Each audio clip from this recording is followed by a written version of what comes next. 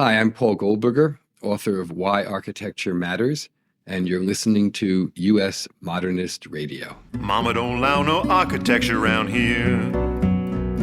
Mama don't allow no architecture around here. Oh, I don't care what Mama don't allow, gonna draw mine modern anyhow. Mama don't allow no architecture around here. Welcome to U.S. Modernist Radio, where we talk and laugh with people who enjoy, own, create, dream about, preserve, love, and hate modernist architecture, the most exciting and controversial buildings in the world. I'm Tom Guild. Oh, California, where the sun is warm, where the winds from Santa Ana make you feel like you belong. California, wherever you may roam. California keeps calling you home.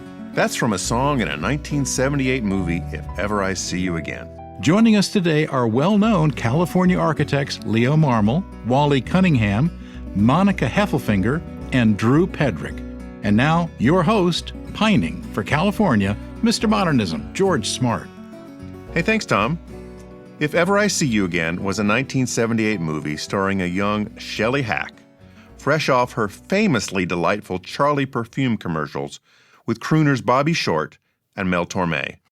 Hundreds of critics worldwide acclaimed the film as one of the worst ever. Oh, no. Hack and producer, star, composer, the Oscar-winning Joe Brooks were broadly panned, and the film lost millions.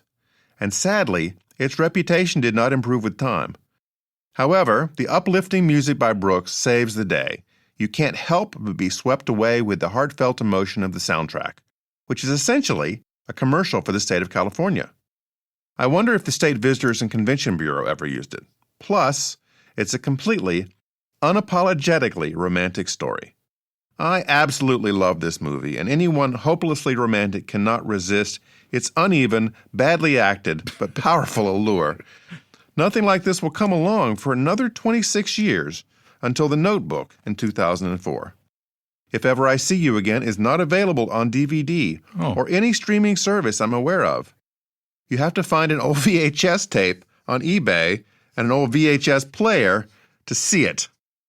We've lost Joe Brooks, Bobby Short, and Mel Torme, but Shelley is still going strong, and thankfully, 50 years later, you can still buy the original Charlie perfume, although it's been rebranded as Charlie Blue.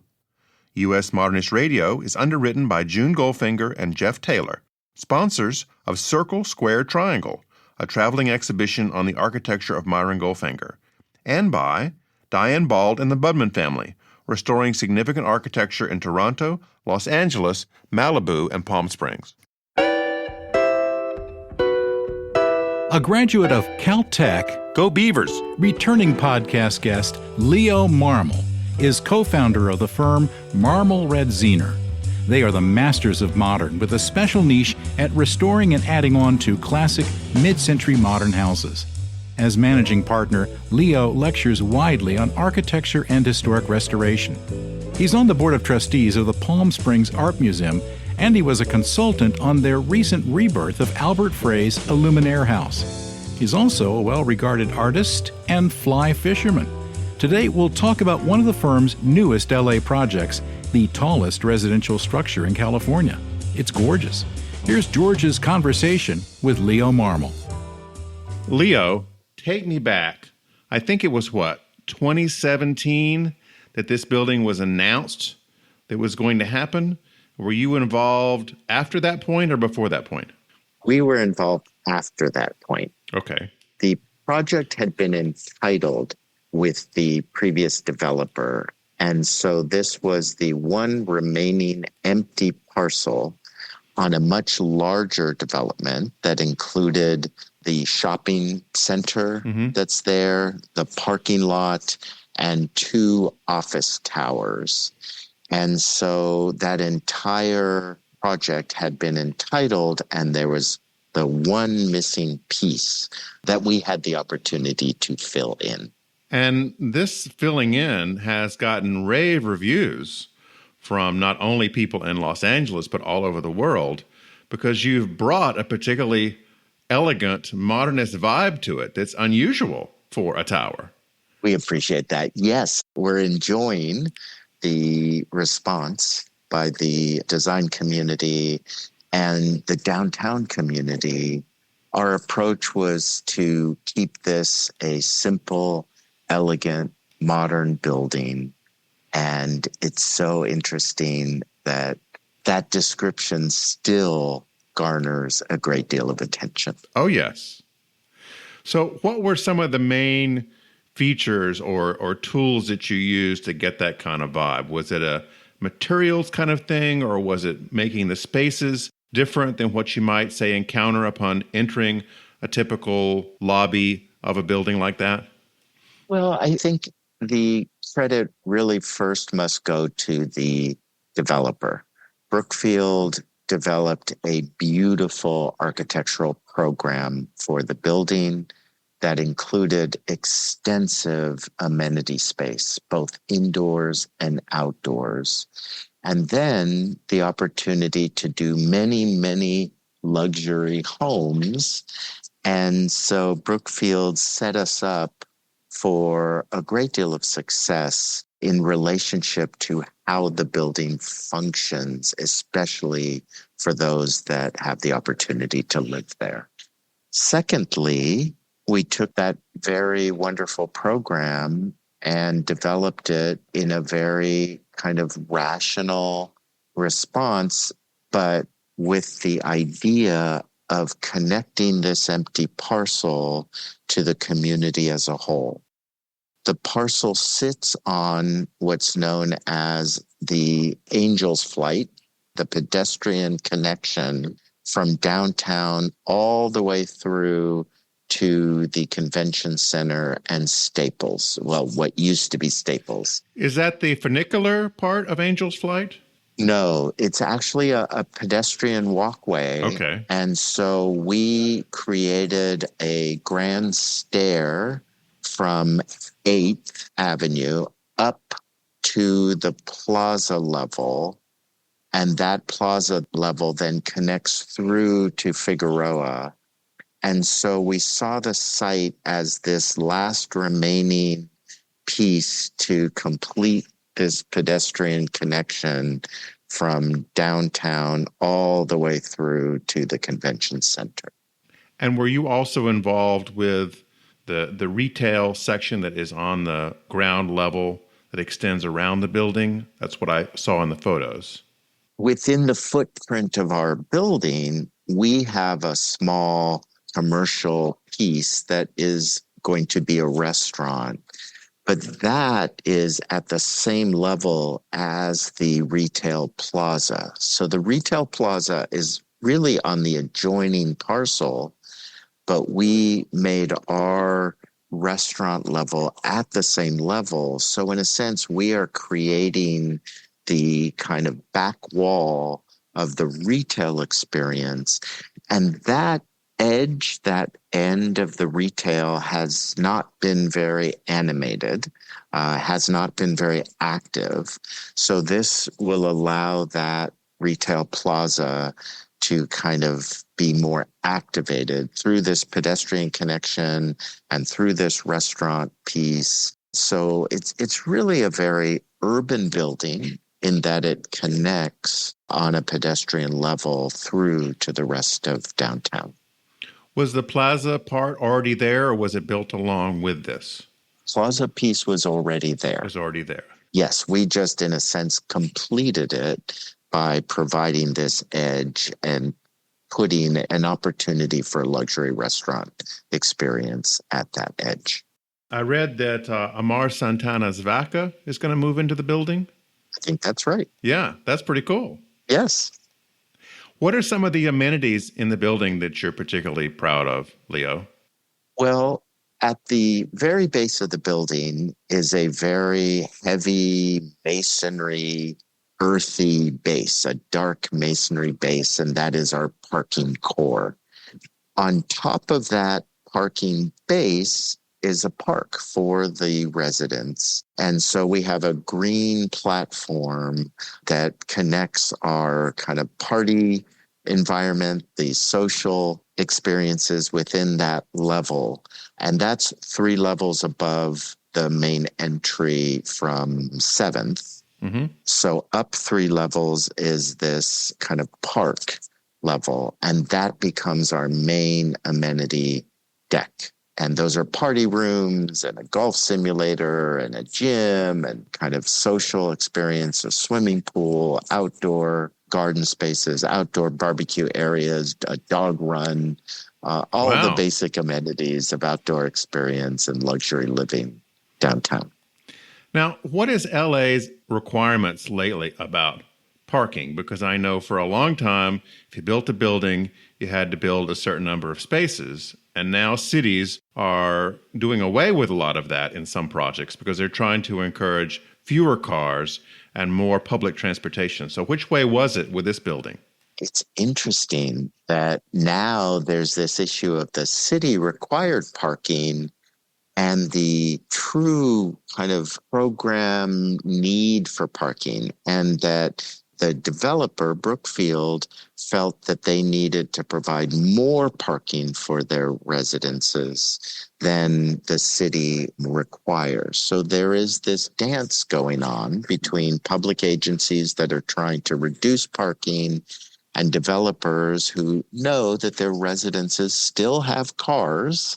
And so there's still this need for parking, especially at the more luxury level. And so we had to balance those two perspectives as we thought about parking. But ultimately, the goal was to make sure that those that lived in the building had easy access to comfortable parking. Sure. Now, this is not your first rodeo with Brookfield. I saw that you did a project called 2 Blue Slip in New York. Well, this actually was our first project with Brookfield. Okay. Subsequently, we've done other projects, the most exciting of which we just are completing the interior architecture for the Lever House, which of course is a beautiful, significant historic building by SOM in Manhattan. And so SOM acted as the architect to restore the building. So we were able to collaborate with them to do the interior architecture and interiors. But this tower we're discussing today, the Beaudry, this was our first experience with Brookfield. Okay. And you did this in conjunction with Large Architects, which were the executive architect for this one. That's right. What does that mean exactly to have an executive architect? Well, Brookfield came to us to design the tower and to do not only the design of the tower, but to design the interior architecture, to do the interior design, and to do the landscape architecture. So we were very excited to do that. But we also knew that we did not have experience on a technical level in designing a Type 1 high-rise structure. So we invited Large to join us. And so Large joined us as the executive architect. And what that means on the most basic level is Large was responsible for the construction documents and the technical execution of the tower and providing support through the construction process to the general contractor. So in a sense, it becomes a very active collaboration where we control the look and feel and they control the technical aspects of the tower. So is there a subsidiary of Large called Medium? I just have to ask. You'd have to ask them. Okay. As downtown LA deals with issues of homelessness and empty buildings and trying to figure out what to do to recover from the pandemic, how does your building figure into that recovery? What I love about the experience of doing this building is that it's a counterpoint to much of the work and a lot of the history of Marmol Radziner in its single-family development. We have done and have a long history of working with single-family homes here in Los Angeles, and Los Angeles has such a dynamic, important history of the single-family home. To address our housing crisis, and it is a crisis, we need far more opportunities. We need far more building types to address that crisis. And so we need to think more critically about apartment and other types of multifamily living experiences within our city. And so this was a great opportunity for us to explore vertical living, taking the lessons from our single family home experience about scale and luxury and warmth and a true sense of place and connection to the garden or outdoor living, and apply that to a new building type, a vertical tower in this particular case. Does the city make requirements of the developer as far as providing for lower income housing or connections to it as part of the approval process? Well, there are many different standards and approaches and negotiations that happen between developers and the city. This particular tower was entitled previously. So we already had a set of parameters where we could provide, over 700 luxury housing units for rent. And so we already had the building blocks, so to speak, from a program level in terms of what the city allowed us to do. So we weren't a part of that. That happened a long time ago, and we inherited that programming from the city. So we did 785 luxury rental units, a range of apartment mixes in terms of number of bedrooms and such, and worked with that as we developed the design. And what does Beaudry mean? That's a very good question. I think you'll have to ask Brookfield. They, of course, with their marketing team, named the project. We always called it Figueroa. We called it Fig. Okay. Because it's at 7th and Fig. So our term for the tower is Fig. And Beaudry came later as their marketing team developed the marketing theme for the building. So I can't speak to that.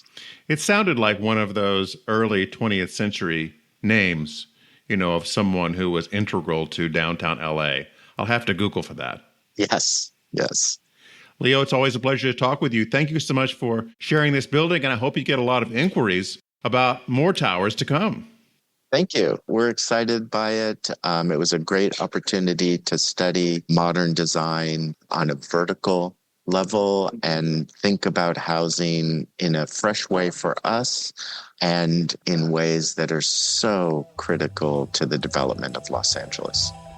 You can see all of Leo Marmol's houses at usmodernist.org/MR.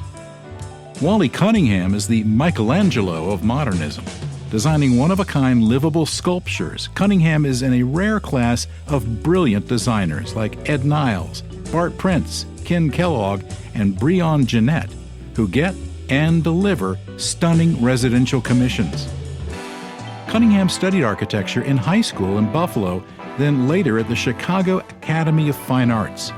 It was at Taliesin at the Frank Lloyd Wright School of Architecture that his passion ignited, and by age 24, he had his own firm. Over the last 46 years, Cunningham's California houses have won numerous awards, and he was named 2 times as a top 100 designer by Architectural Digest. Here's George's conversation with Wally Cunningham. Wally, thank you so much for being a guest. And I understand this is the first interview you've given in some 20 years. So what did we do to deserve this honor? Well, I thought maybe I'd try it again, I guess. And of course, your work is important. So, you're doing all these good deeds. So that's a good reason. Well, thank you. I mean, if I have my Wally Cunningham merit badge, I am feeling good for the day. Let's start with a project. The first project that I can find for you was for David Adams' The Wing House back in the late 70s, early 80s. No. That was for the Moran family. Okay. David Adams was one of the owners along the way. He did not build it. Okay. Tell me about that house. And how did you get involved in it? Because that was your first project, right? Yes. Very lucky. I kind of was adopted by a family in Illinois that lived in a 1906 Frank Lloyd Wright Prairie House in Batavia, Illinois. Frances Moran and Mary Snow lived in the house, and Fran's daughter, Sharon, had bought a lot in Rancho Santa Fe and wanted to build. And so they were just going to do something very similar to the family home in Illinois. And her mom said, no, this isn't right. You should have Wally come over from Taliesin in Arizona and help you decide what to do. So I came over, beautiful site, beautiful canyon site, beautiful eucalyptus trees, untouched except for the eucalyptus trees. Yeah. And the husband was, I think, very kind and wanted to make his wife happy and the family happy. So, and I scratched it out on the land based on the views and, embracing the property. And so he said, well, why don't you just do it? You can live with us. You can drive one of the cars. I'll give you some money. So it was a miracle. And this is not some typical architecture student starter home. I mean, this is a striking house. It's a miracle. So getting it through the art jury in Rancho Santa Fe was a workout. So I suspect so, yeah. Is that like an HOA there, like a board that regulates these things? Oh, yeah, very serious. They're very, very serious. They're killers. The planning on the community was by Olmsted, and they had done a project for a World's Fair in San Diego, and somehow, some way, Rancho got involved. So it's laid out kind of like Riverside, with beautiful curving streets and following the contours and vistas. But they thought that it should be a Spanish community, so it should be, Disneyland with a Spanish accent. So we finally got something approved, but it was incredibly difficult. How did you finally convince them to get this wildly modern house approved? Well, I made it perfectly clear that, one, no one could see it because it was on a property that you could not see in. Okay. And then, of course, the first owner, Sharon Moran, who built the house with her husband, she was an LPGA golfer and one of the most beautiful golfers in the world. And she was pregnant, which helped. Okay. So they had to be nice to her because they didn't want to upset her. And then she just started talking to everybody on the golf course and helping them with their swing. And, she's a lovely, delightful woman. And so I think it really wasn't the architecture or me. I think she did it. The charm offensive, right? Absolutely. So, luckily it happened. You started that project, I think, around 1978. Yeah. And as that was going along, did other projects just start coming in, or were you working on that one by itself? No, I worked on it by itself. And when it was finally finished, the owners of Aperture House loved the house and commissioned Aperture. So they were fans of this one? Yes, absolutely. And from what I can tell, that appears to be your marketing strategy, is that you build one and then people just want something for themselves. Yeah, I have no marketing strategy, none whatsoever. There's no PR company behind this firm. But that's great. I mean, a lot of architects would love to have that work for them, but you have been able to find that first client who wanted something that was really attractive and very different.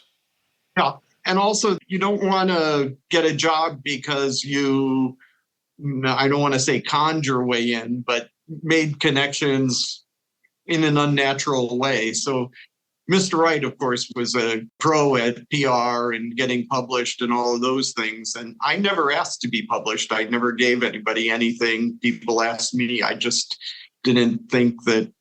And also, I didn't want to do more work that I could not control myself. Okay.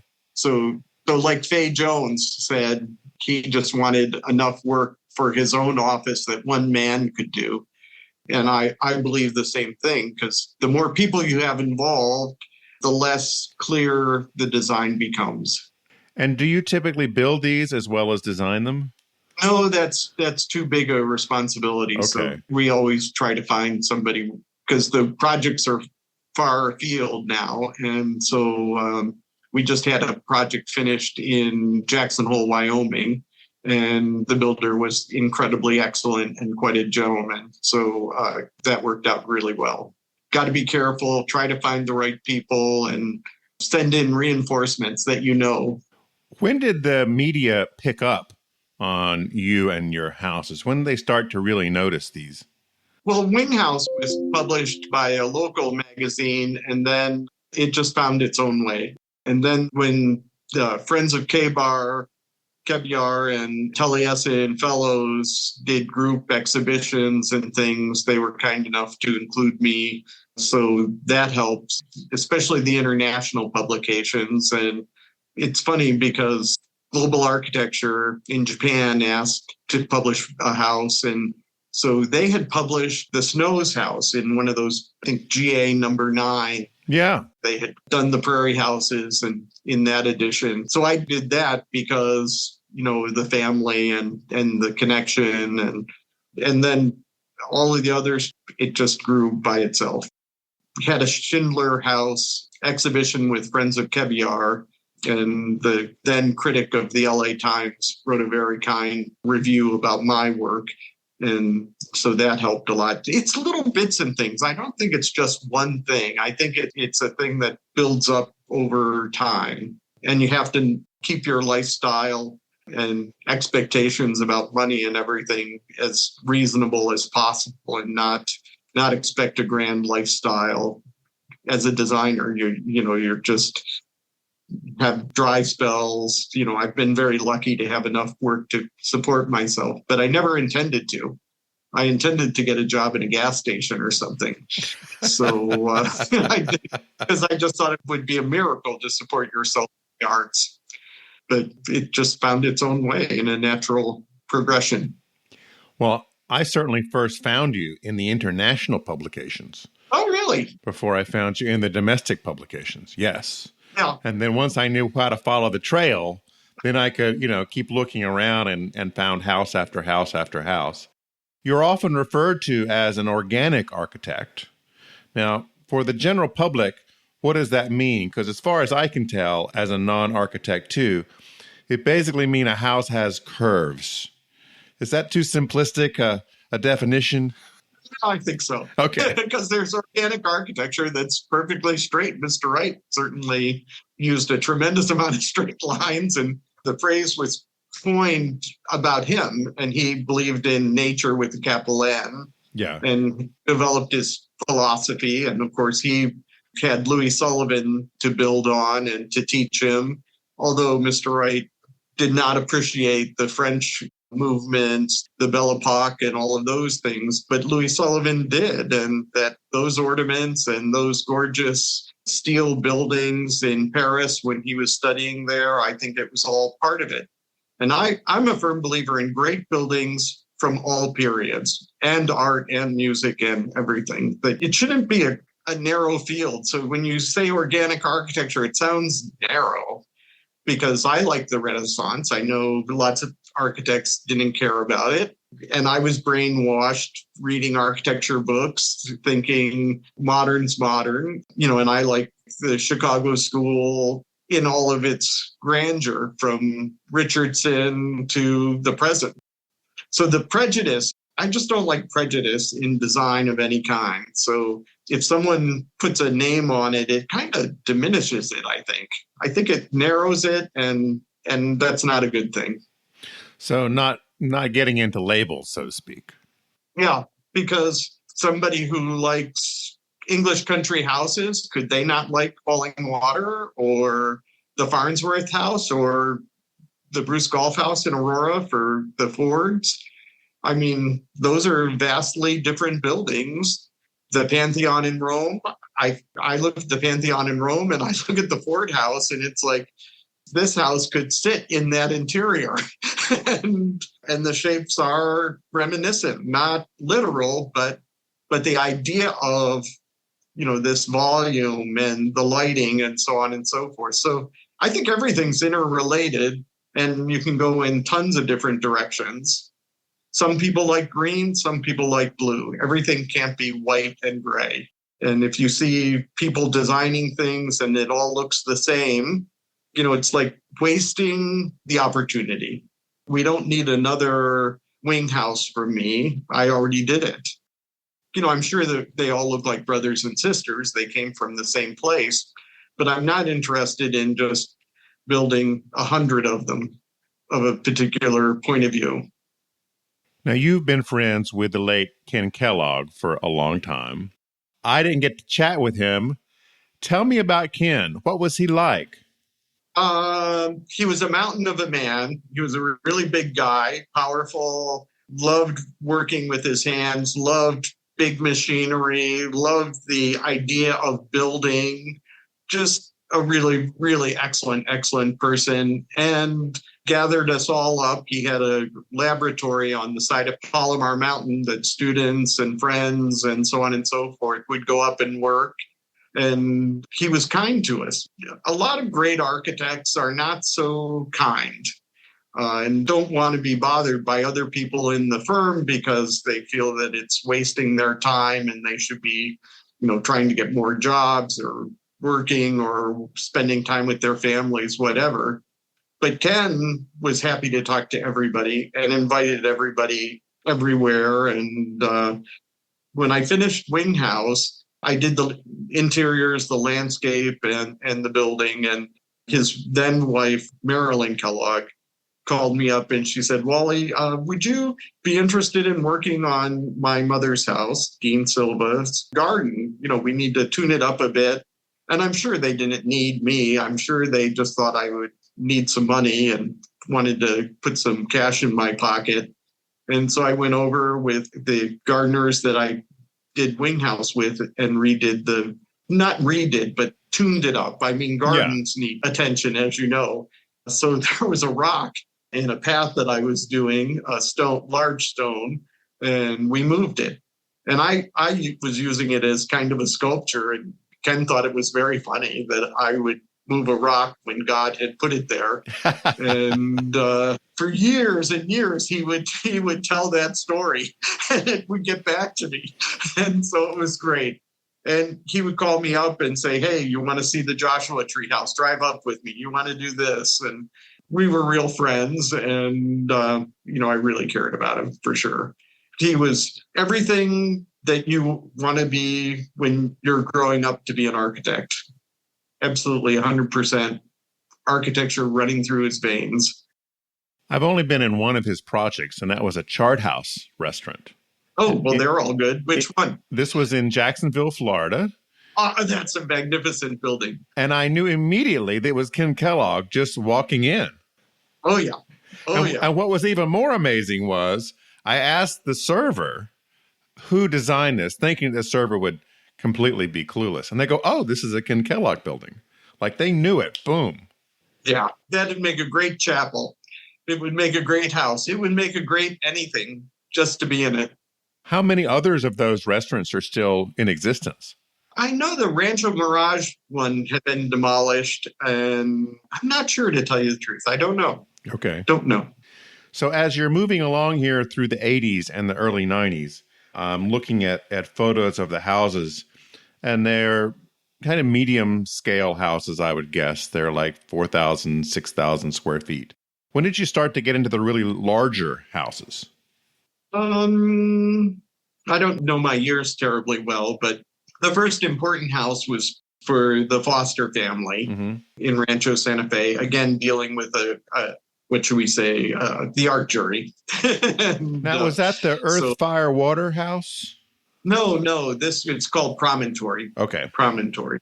So I had told the art jury that it was based on old adobe structures that the roofs had caved in, and only the adobe walls and plaster or stucco was still visible.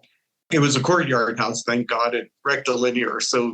And it was on a piece of property that was not easily seen or driven by. It was at the end of a cul-de-sac and down, overlooking a huge canyon.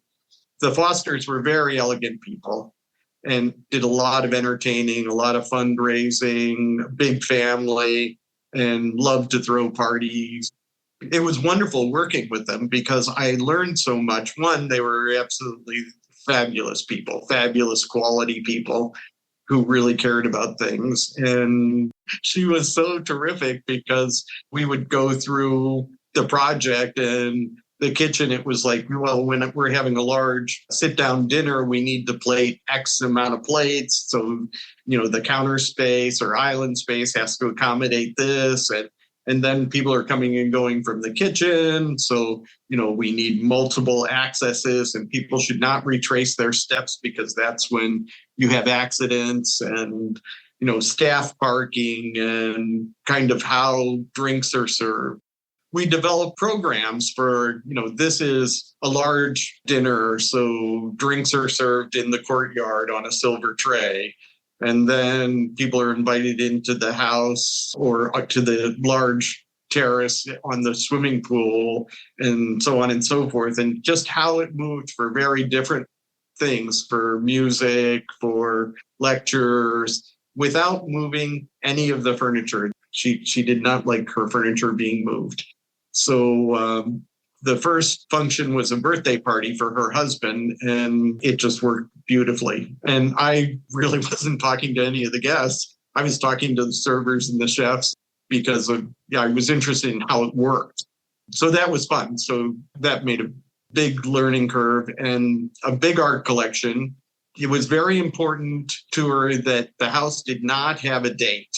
Okay. And that the art got up and sang for itself and was not under pressure from the architecture or anything that might be inharmonious. And that really registered with me that buildings should be timeless. They should appear good today, 100 years, and deep into history as well.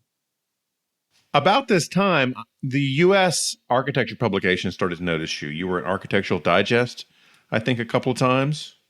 Quite a few times, and yeah, the AD 100 list a couple of times, or I don't know how many times. Well, it was a bunch of times. It's a good thing, yes. yeah. Around 1999 or so, did you do another wing house project? I had one that you were started to work on. Did it ever get built? Wing House 2? Wing House 2. That is probably the additions to Wing House. Okay. So we added a guest house later. Okay. That's probably what that is. When houses get sold, everyone wants to make it theirs. So Sure. We're always asked back to either tune up things that didn't age well or wishes of the new owners and additions and so on and so forth. So it's nice. It's like having a job in your pocket for the future because there's always something. There's always something. As your houses get larger, around 2001, you did what I think is your smallest house called Velocity in Arizona. Oh, yes. What was that one? That's so cool. That's actually a huge piece of property, and it's a writer's retreat. It was for a woman who taught college level, and she wanted somewhere to write, perfectly quiet, in a gorgeous setting that was inspiring. And so it was really fun. That was a fun project. And it's totally net zero. So it's off the grid. There's no wires going to it, all solar powered. And so it was lots of fun. And a well that was also solar powered and wind powered. So it was fun. Now, that was 23, 25 years ago almost. How did you get net zero that early? Well, it's net zero now. So we Okay. yeah. And actually, a friend of ours, when she passed away, a friend of my wife's purchased the house. Okay. So that was great that it ended up still in the family. Yeah. And that's what, like 1,000 square feet, roughly? Oh, probably that or less. Okay. Personally, I always love these little jewel box houses that you find in every architect's portfolio somewhere. Yes. And usually the person I'm talking to remembers that it stands out in their catalog. Oh, it's like peering through a telescope. You know, you look at what you want to see, and since you have really only one or two rooms to see it from, you got to frame it perfectly. You've got to make sure that it says everything you want it to say in one hit. It's tunnel vision. You know, it concentrates everything you want to say because you just have so little to say it in. Yeah. So, I mean, if you have 100,000 square feet, you can explore an awful lot of ideas. But if you have 800 square feet or 600 square feet, you better have a very clear, concise message. You mentioned earlier the Friends of Kebyar, Mm-hmm. of which you've been a member, Bart Prince, Ken Kellogg. Yep. I've interviewed Bart before. What are the Friends all about? What is their mission? Well, I think that there were followers of Bruce Golf and looking for experimental or expressive architecture. So, and of course, Ken was a member. So, of course, I was going to be a member, and then I met the gang and Bruce Golf. My sister lived very close to the Ford House. Mm. So the Ford House is very important to me. And just up the river from the Mies van der Rohe Farnsworth House. And then the Snows, my friends that their daughter built my first house, was also kind of on that river. So that river connected three great bits of architecture that were close to my sister's house. So when I left Buffalo, I just started looking for, okay, what's here? So that was great. What are some of the projects you're working on currently? We're working on a project in Turks and Caicos, Okay. a large house, all poured in place concrete that a hurricane can hopefully withstand. But if it doesn't, it has breakaway glass to allow the sea to go through. But I don't think that'll ever happen. But you never know. So you got to prepare. Lots of beautiful patterns and shadows and light shafts. And, the light is just piercing there. And it has an incredible seafront location. And it's a young family, which is really wonderful that these kids are going to grow up in a house that it's sending subliminal messages about the environment and light and shadow and movement and fun, joy. It's about, we have 4 children. So you got to think, okay, where are we running to? Where are we going? What are we doing? So it was really a terrific project, and the people are lovely. Is it more difficult to get past the review board in the Turks and Caicos or in Rancho Santa Fe? Rancho Santa Fe. For sure. Absolutely, positively. It's so funny. And you wonder why. Why do these people have tunnel vision? And everybody has to deal with it. Schindler dealt with it. Neutra dealt with it. Mr. Wright couldn't get the building for Venice built. But now we have a bridge by Calatrava. So wouldn't it have been nice to have Mr. Wright's building? It was beautiful. The rendering was beautiful. It's just not fair. I think, did Louis Kahn design I think he designed a hospital or something for Venice too. Okay. That I don't know. Yeah, I think he had a project there too. And then you look at all of this great architecture we could have had that wouldn't have hurt anybody. And it's like, what's the matter? We just had on the show the authors of the Atlas of Never Built Architecture. Oh, wow. Which includes a lot of these projects that were fantastic, but never got built. Yeah, it's a shame. It's just a shame. You would think that people would rush to build the best projects, not run away. You mentioned earlier about Taliesin. You spent a lot of time, I know, at least at Taliesin West. Were you one of those people that built their own shelters? No, I actually was there a short time. I was only there 6 months. Okay. And then I got the commission for my first house, and it was like, well, I can either learn something here or I could learn on the job. So I took on the job. And I grew up in a family of 9 children. So belonging to a large organization like that, I was happier by myself. Okay. But Taliesin brought incredible people into my life, extraordinary. So Ling Po, Mr. Wright's renderer, he did the renderings for the interiors of the Guggenheim Museum and tons of projects, just tons and tons of them. And he, till the day he died on his 97th birthday. And so he was always in and out of our house, living with us from time to time, so on and so forth, when he retired from Taliesin. Having someone like him believe in me was really helpful mentally, because having a community of people to believe in you is really important. someone to go to when you have a problem, when you have a question about your direction, so on and so forth. And then Maria Lillian, who I studied with at the Art Institute of Chicago and Chicago Academy of Fine Arts, she was born in Poland in an area that's now part of the Ukraine.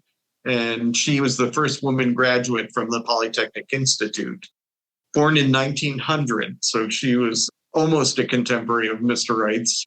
And she was brilliant and cultivated and walked out of Poland during the bombing and had visited Taliesin for the first time in the 30s, I think 32 or 3. And when she went, she was recognized by Cornelia Brierly, who was a staff member and that was studying there at the time, because Maria's portrait had been sent to America to tour. It was by a famous Polish artist, Mihalik.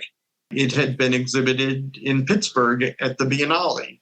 And Cornelia recognized Maria from the portrait. So from that day on, Maria was an honorary member of the fellowship and came and went and so on. And after the war, came and studied there and so on. She was a fascinating, wonderful woman. Yeah, spectacular. You mentioned you were one of 9 children. So did any of the other 8 brothers and sisters want you to do a house for them at some point?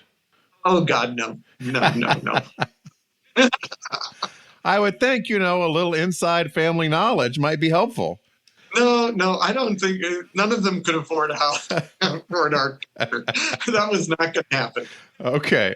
Well, Wally, thank you so much for the pleasure and honor of this interview. Was that okay for you? Yeah, that was great. Okay. Excellent. Awesome. You got it. Take care. You can see all of Wally Cunningham's work at usmodernist.org/Cunningham. Swiss-born architect Monika Hafelfinger didn't have to go far to discover architecture. She started out working at her dad's firm. After graduating in architecture from USC Go Trojans. and Columbia, Go Lions. she started her own firm in Los Angeles.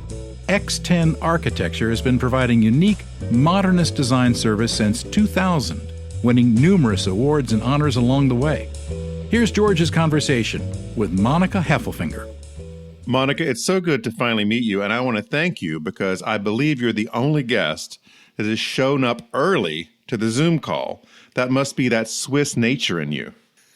That is nice to hear. Yes, punctuality is a bit of a thing where I grew up. Tell me about where you grew up. So I grew up in a town called Sissach, which is about 24 kilometers from Basel, northwest of Switzerland, and I lived there until I was 21 years old. So my formative years were spent in Switzerland. And your father was an architect too.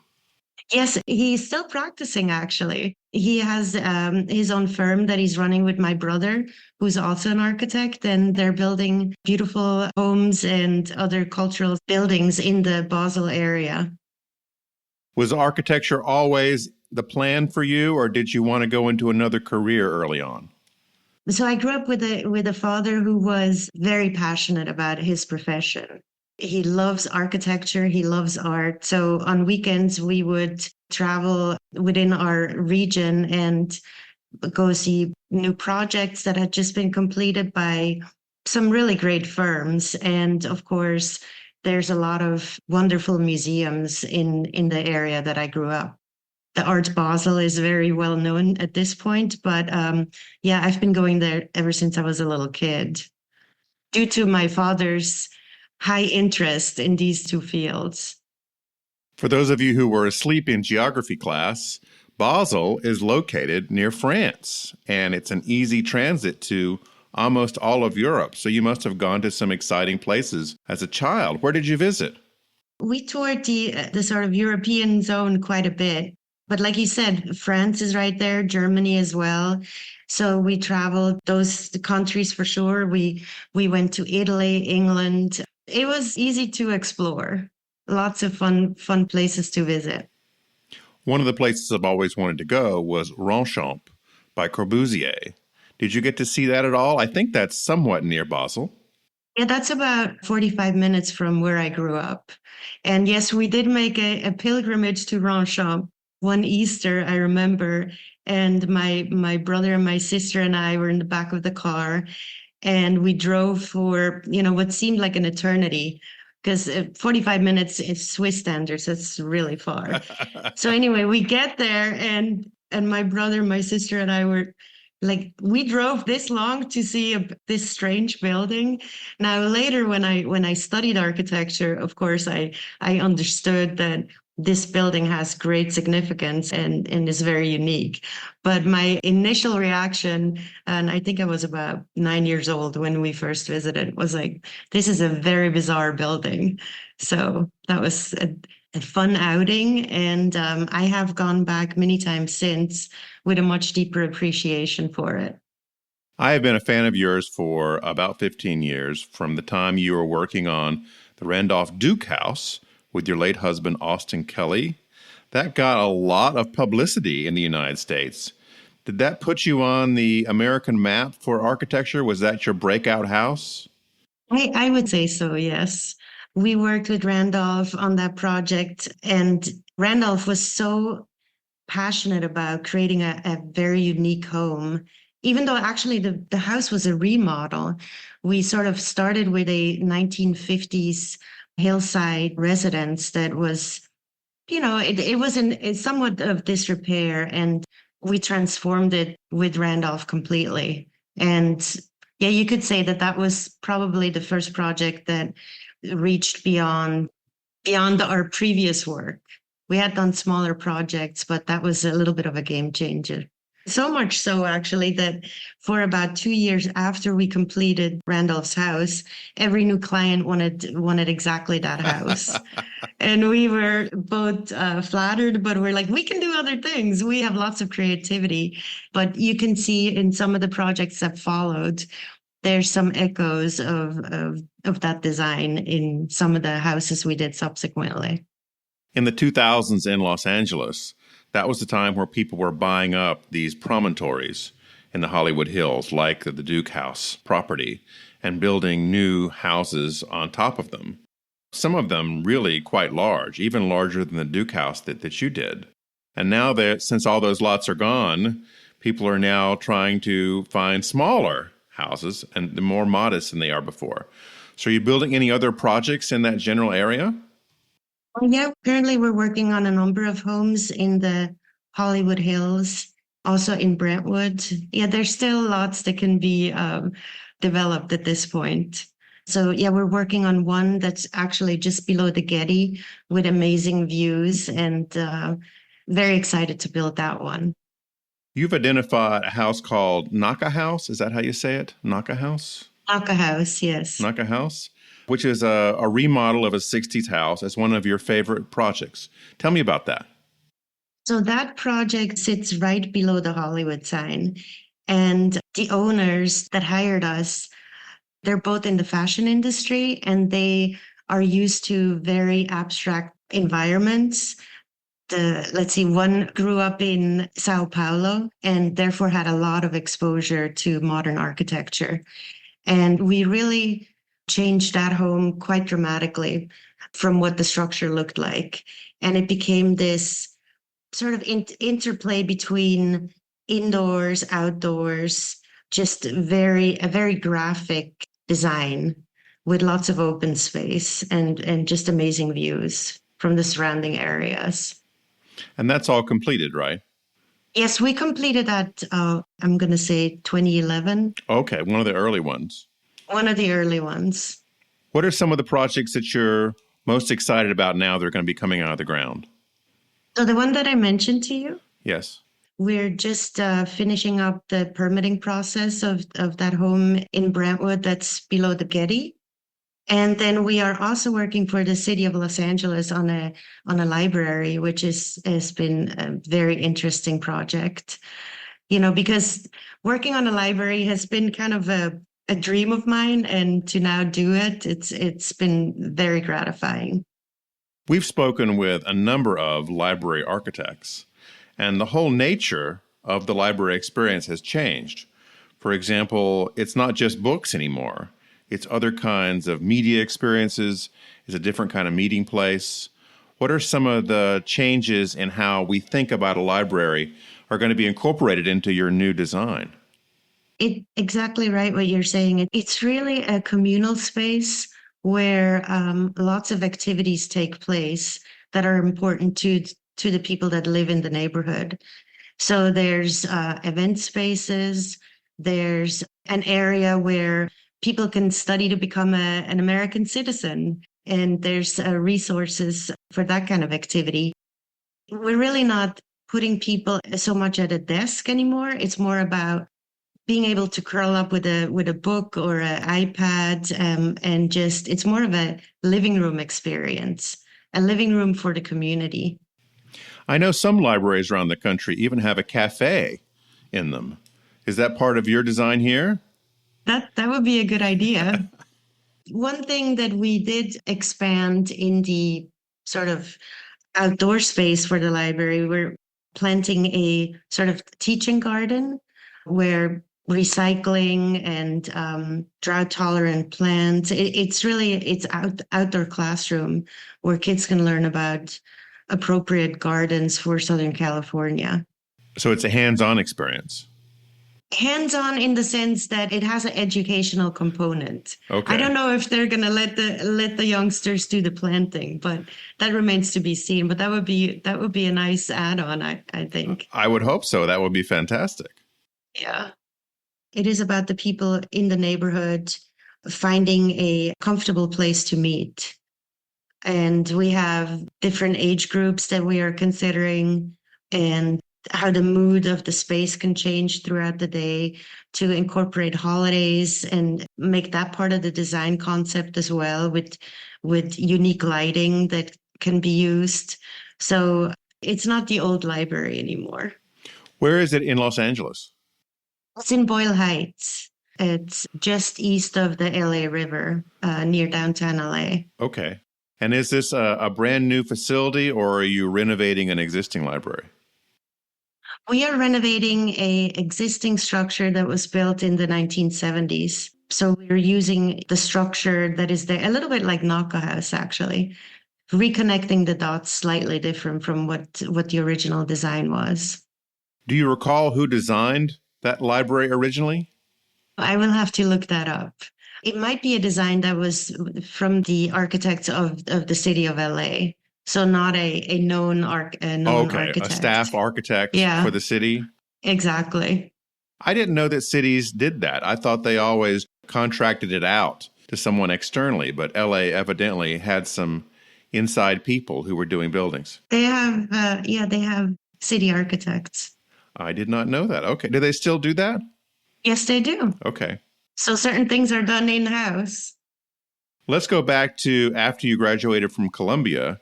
You were an all-star. You worked for Hozargen de Meuron in Switzerland, which must have been a great experience. What kind of projects did you work on with that firm? So the main project that I worked on was the hospital pharmacy. I don't know if you're familiar with this project. It's in Basel. It's a green building. The exterior is all green. I worked on that for some time. I worked on a project in Amsterdam, a housing project, and a other project that was in Munich. It was sort of a supplemental building for the courtyard reimagining of the central Munich that they were working on. This is all in 94 and 95. And while I was at the office, they won the Tate Gallery competition. Oh, nice. Yes. And it was a bit of a game changer for them. I guess that was their Randolph Duke project. I mean, they were already very well known, but that was a huge accomplishment for the firm. Have you gotten a museum yet? That's always a big milestone in an architect's career. Still working on that. Still working on that one. Still working on getting that one, I should say. I would think that a museum that you design would just be fantastic. I would welcome the opportunity. If anyone's listening with a museum board of directors, you know where to call. Monika, thank you so much for talking with me. Thank you so much, George. It was a pleasure. George was speaking with LA architect Monika Hafelfinger.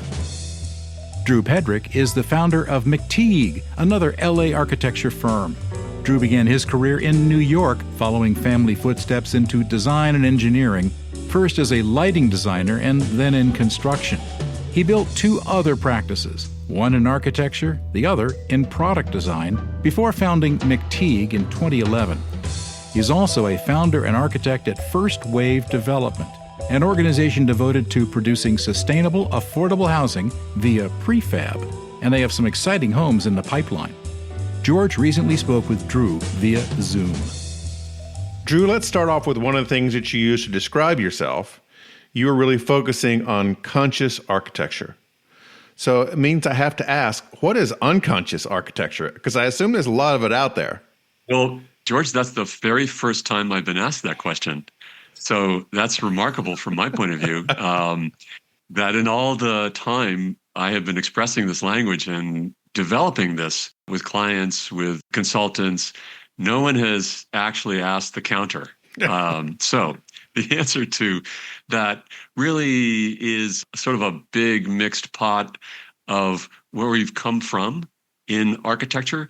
Perhaps some of the greater examples of it is to design lovely, incredibly large homes that are designed only to sort of, create an appeal at a superficial level. Yeah. I worked on a 28,000 square foot house in Connecticut many years ago. A husband and wife and their 2 little kids lived in the house. And it's hard to imagine that there's a reason to do that. For that big a house, yeah. For that big a house. And also they wanted a style that at the time really was not about the place. It wasn't about the context. It wasn't about the time that we were in. It simply was a great appeal to them, and they had the budget to do it. And that can be very fun. It could be a very enjoyable process in many ways to work on. But over the years, I began to realize it wasn't thinking consciously about the questions like why do this, how to really do it, where might it be appropriate to do this. So that's kind of the core of the unconscious. It's just a sort of continual mill of taking material out of the ground, creating building materials, using them, and then at the end of a lifespan, throwing it into a landfill.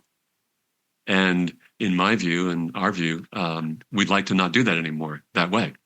It sounds like a little bit of the difference between needs and wants. That you want a 28,000 square foot house for 4 people, but you don't necessarily need that, right? Very true. It is that. And it also says that maybe there's a way to rephrase the value proposition of what a want actually can be.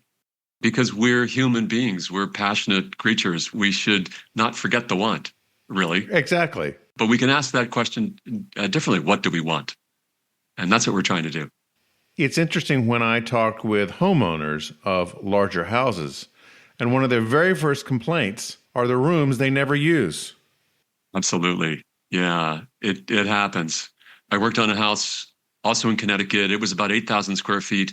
And the intention behind the house was to be a bit larger than the one they had before. And we programmed it out. And yes, like the other one, they were not going to use all the rooms, but it was intentionally to be more than the last one. I see. And we had to use, I think it was 11 shades of white that my client was in love with. All 11 shades or one more than the other? Yeah, all 11 shades. And that was kind of interesting. She had very particular reasons why, from cool to warm, from rooms that had more sunlight, less sunlight, a hallway on the second floor versus a hallway on the first floor. We, as architects, can be very particular people, but she beat us. I've read that, there are people who get hired by wine companies because of their sense of smell or taste. And I wonder if your client had an unusual visual acuity to be able to pick up the subtleties between 11 shades of white. Absolutely. In the interview process, as we were walking through that current house, and she began to point out the different shades in that house, my team and I very quickly realized to our favor that we would nod and say, of course we see that difference. Of course, yes. Of course. Clearly, that's darker than the last one.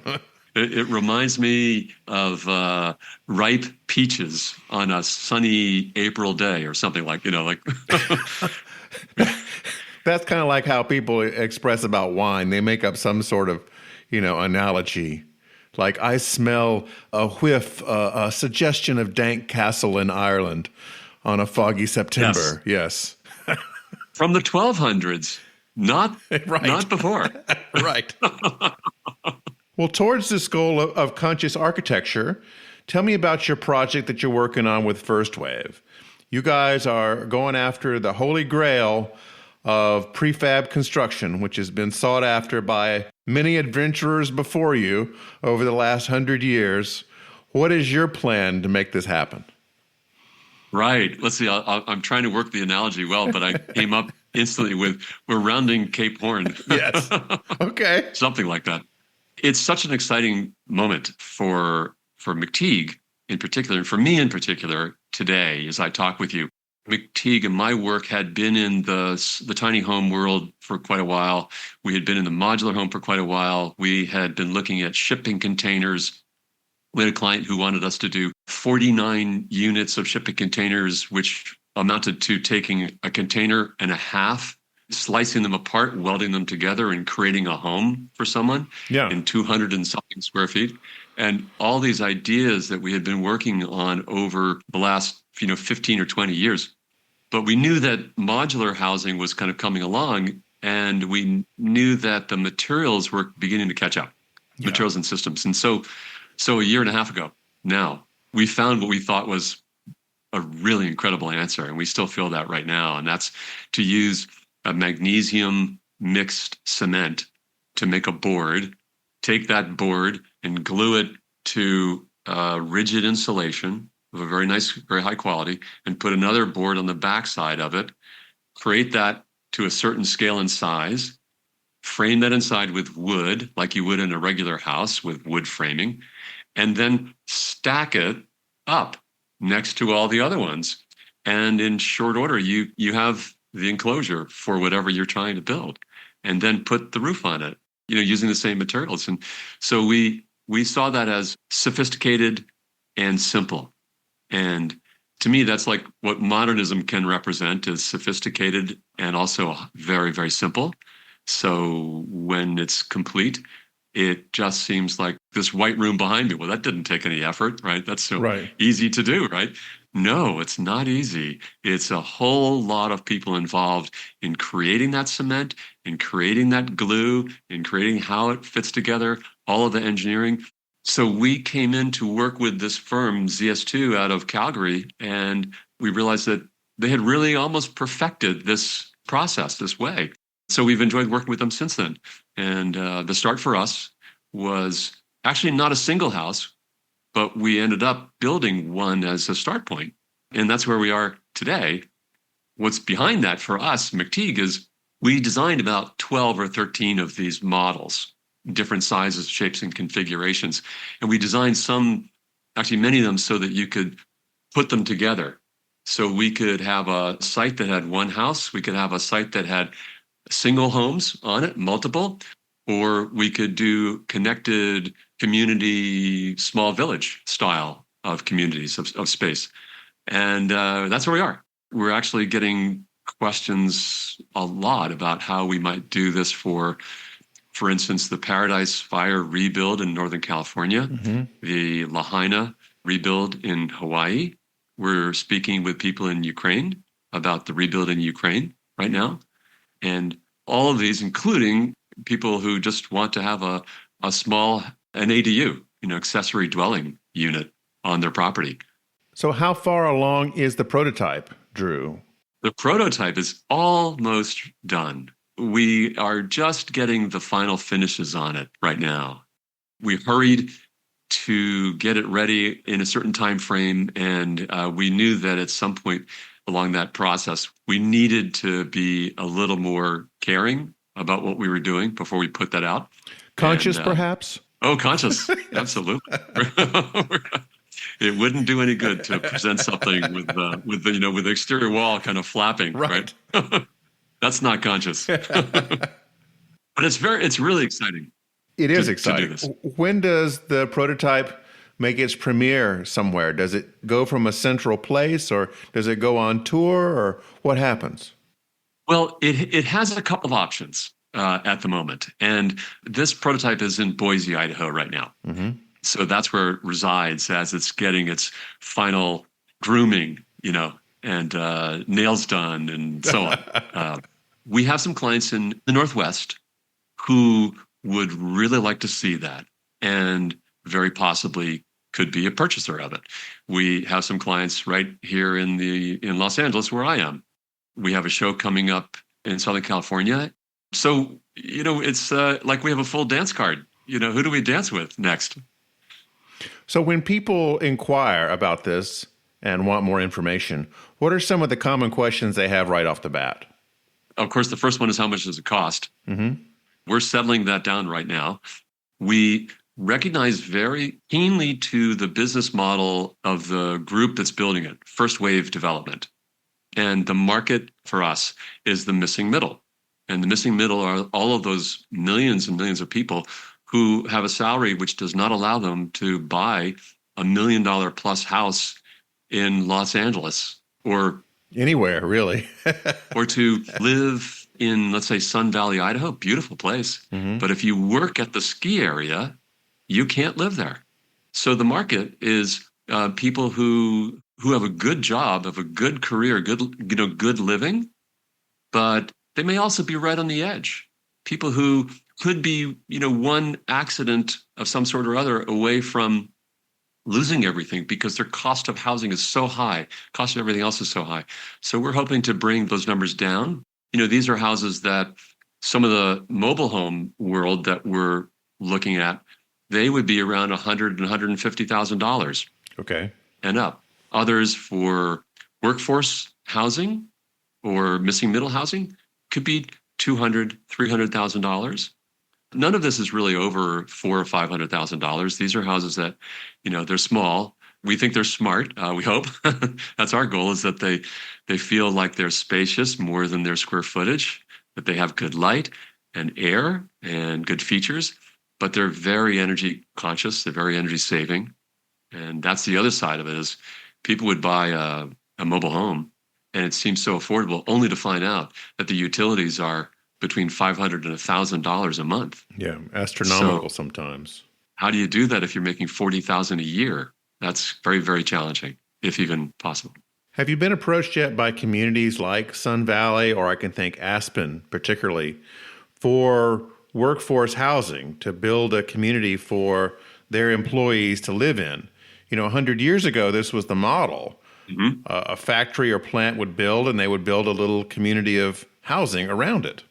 Sure. I grew up in Pennsylvania, in Allentown, Pennsylvania is where I was born, and that's about an hour and a half from Hershey, Pennsylvania. Yeah, I think Billy Joel mentioned it a few times.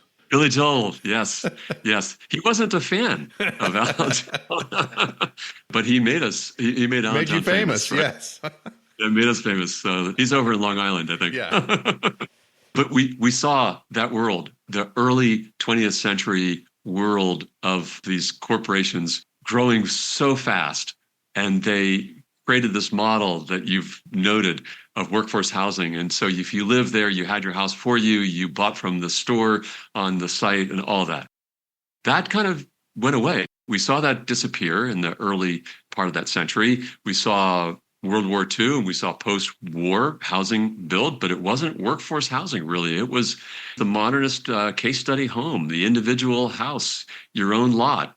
You lived independently. It was democratic and free, all that, except it wasn't free cost. Today, we are talking to 4 different clients about workforce housing or community and village style housing. One in particular, I can't say too much where it is, but the site is 540 acres. And the concept is 7 villages on this property, and nothing's there today. So that is all about this kind of, the material and systems of these homes, the small home, the missing middle in terms of income. And there's another missing middle that we architects talk about, and there's a missing middle between the style of home that we live in, we all have loved for so long, the single family house, and the apartment building.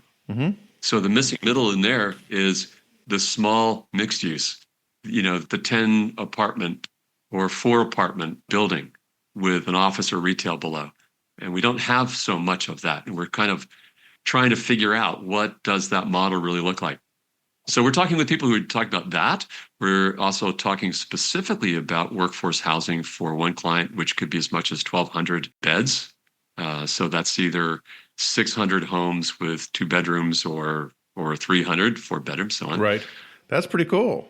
So it's coming up. And we're talking to some people who, this is ski areas in particular, who also recognize that if they're going to have housing in their communities for people who are working the lift and working the restaurant, they want that to happen, but they don't want that to detract from the sort of, let's say, the aura or the qualities, let's say, of that town. Sure. That we would all know, like, that town, yeah, we know the idea of what it's like to be there. And so those folks don't want to detract from that, because the old model, which is simply the wrong model, actually, was ugly and cheap. Right. And didn't last. And it's a social business issue more than it is a human issue. It's not about the people living there. It's simply about the terrible architecture, the unconscious architecture that had been before. As people have been pursuing prefab over the last 100 years, they get kind of closer and closer and closer with the technology, with the materials, with the manufacturing processes. What is it about your project that you think is really going to make it pop? What kind of innovations have you put in there that are going to get you over the line? Well, the main thing is its simplicity to build. So we're also talking to people who do 3D printing. That's coming.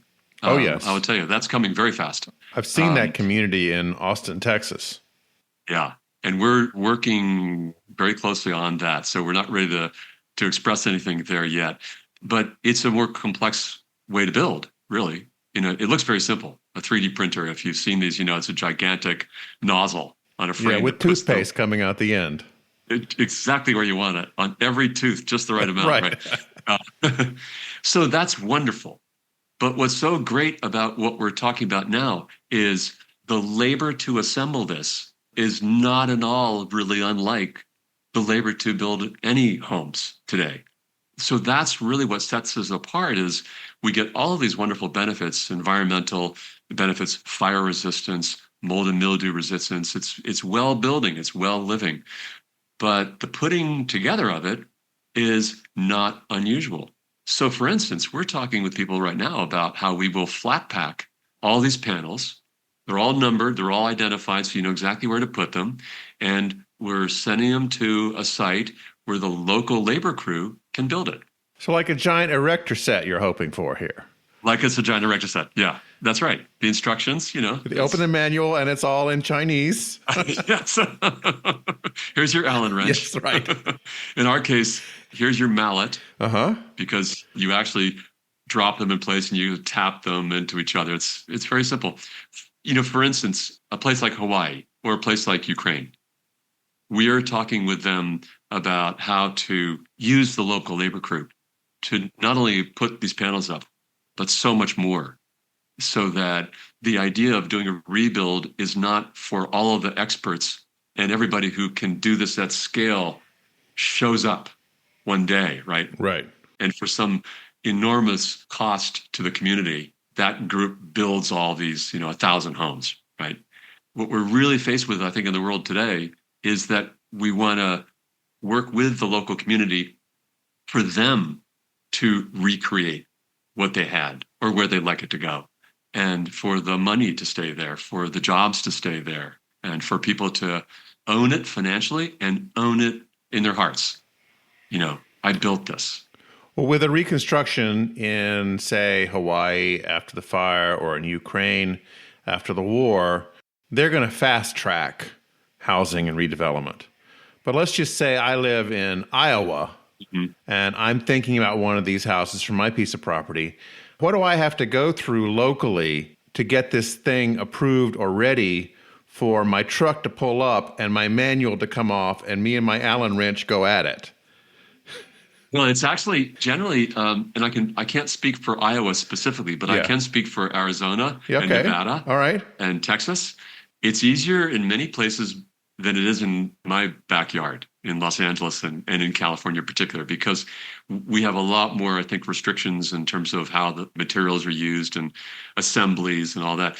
But to do that for your house, if you lived in Iowa and you had that land and you wanted to do this, you check with your local agencies and you ask about structural insulated panels or SIPs. These are called M SIPs because they have magnesium. So there's the M. And you will find out right away from them if there are any unique requirements. Okay. Generally, they're not. So it's not very hard.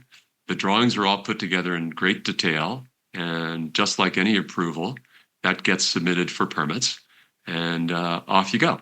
So it's in many ways, it's very similar to the same process you would have gone through, except that while you're getting it permitted, all those panels are being made. Okay. So when you've got that permit in your hand, you get your family together because you're going to do a barn raising. You're going to put those walls up in place, and there you go. Now, I hope at least for me, there's an 800 number I can call when I get stuck on the manual. Yes. Yes. There sure is. There sure is. You know, George, it's the pleasure of working with really incredible people because as I sit here with you, I know that I don't have the answers to a lot of those questions. Drew Pedrick knows who to call. And I know what that phone number is for you to call when you need to. But that's how we do this. It's it's really incredible people. And do you know yet, at least approximately, when this will roll out for sale to individuals or to communities? We're doing it as we speak. Okay. We're doing it literally as we speak. So it's already been happening. There's a site in Northern California called Angels Camp being done with Habitat for Humanity. Those are being built right now. Oh, okay, good. So there's good stuff. And with organizations like Habitat who build a lot of homes, right, for a lot of people in need. So if you're interested, call me. Okay. I can make sure you have the website and you can look it up on First Wave or ZS2technologies.com. So we're ready to take your call. That's operators are standing by, I believe is the phrase. That's the phrase. Operators are standing by. The website is firstwavedevelopment.com, and you can reach Drew at McTeagueArchitects.com. That's MCTIGUE architects.com. Thanks, Drew. It's so nice to talk to you. Oh, it's so nice to talk with you, George. I appreciate this very much. Thanks for listening. U.S. Modernist Radio is underwritten by June Goldfinger and Jeff Taylor, sponsors of Circle, Square, Triangle, a traveling exhibition on the architecture of Myron Goldfinger, and by Diane Bald and the Budman family, restoring significant architecture in Palm Springs, Malibu, Los Angeles, and Toronto. Okay, Tom, take us out. Visit usmodernist.org's massive archives to listen to past shows, discover documentation of 21,000 significant modernist houses, and access 4.3 million pages of classic 20th century architecture magazines. U.S. Modernist Radio is produced by Soundtracks Recording Studios in Raleigh, North Carolina. Our theme song was performed by George Smart and Robinson Earl, with guest research by archivist Kelly Policelli. U.S. Modernist Radio is a production of Modernist Archive Incorporated, a nonprofit educational archive for the documentation, preservation, and promotion of modernist residential design. I'm Tom Guild. George and I'll be back soon with another California Dreamin' edition of U.S. Modernist Radio. Hit it, George. There's a fragrance that's here to stay, and they call it Charlie. A different fragrance that's made your way, and they call it Charlie. Let me see if I can get Shelley on the phone.